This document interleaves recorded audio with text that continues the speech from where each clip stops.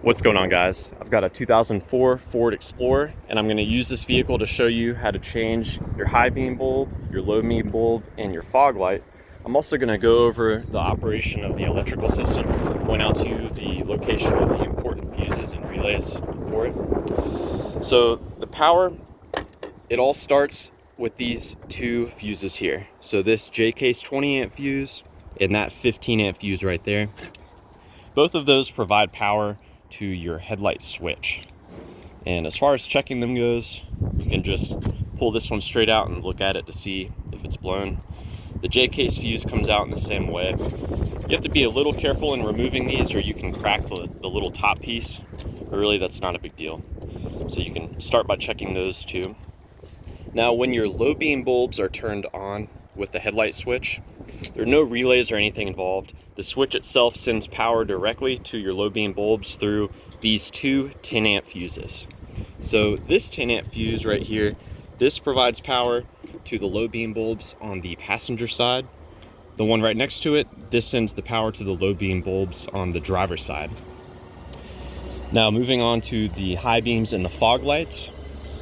This system is a little different. It's designed in such a way that you can only turn on the high beams or the fog lights independent of each other. You can't have them on at the same time. And the power for those, it starts at this J-case 20 amp fuse right here. This constantly provides power to your high beam relay right there. So that's the high beam relay. When this high beam relay is energized, it sends power to the high beam bulbs through this 20 amp fuse right there.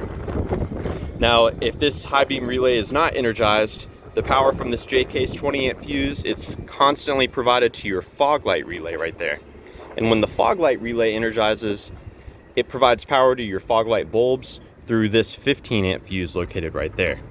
And if you suspect that there's an issue with either your fog light relay or your high beam relay, feel free to swap it with your horn relay as a troubleshooting step.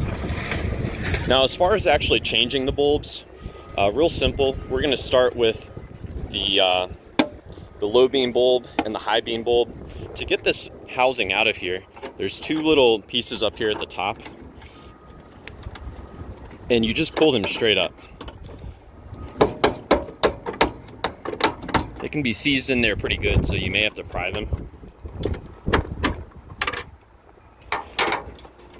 And with both of those pieces pulled up, it's going to free the little retaining collar there, at which point you can just pull the headlight assembly out.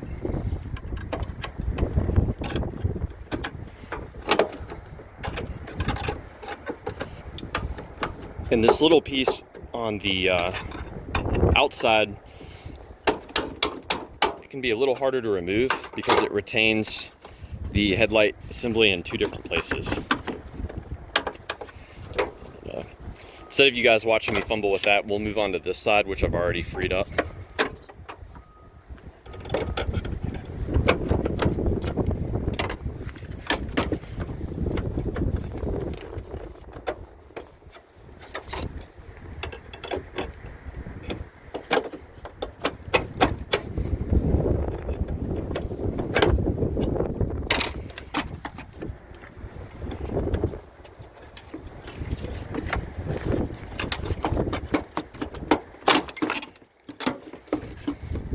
So once you've got this piece removed out, you can see your high beam bulb is on this side.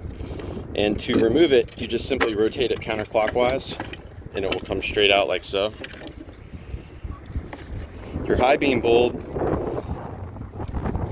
is going to be a 9005. That's the part number. And to disconnect it, you just push on that little connector right there and it will pop right out. Before you install the new bulb, you'll want to take this opportunity to look inside of the connector and check for signs of corrosion.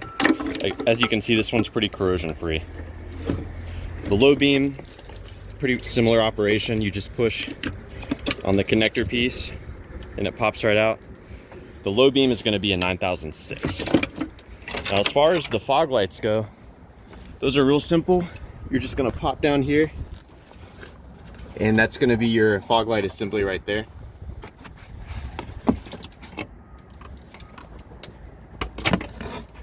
These are going to be the most prone to corrosion, as the connectors are in a sensitive spot. And your fog light, that's going to be a 9145. So yeah, I hope this was helpful to you guys. Let me know if you have any questions, or more importantly, any advice about troubleshooting the headlights or the fog lights on your Ford Explorer.